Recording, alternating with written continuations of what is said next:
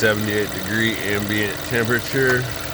Compressor seems to be going off on the low pressure switch with doors closed and windows up.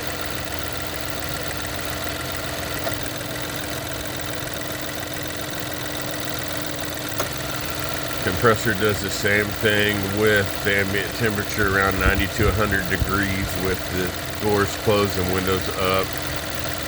Short cycling.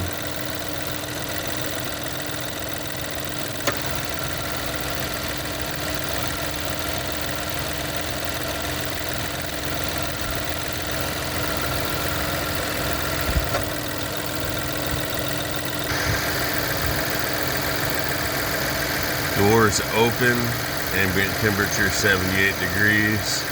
Compressor stops short cycling.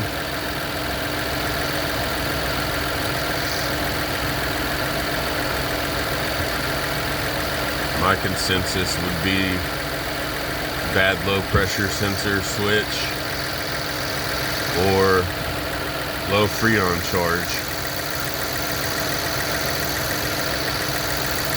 This is with the doors open, max AC, 78-degree ambient air temperature. Exhibits the same symptoms at 90 to 100 degree ambient air temperature.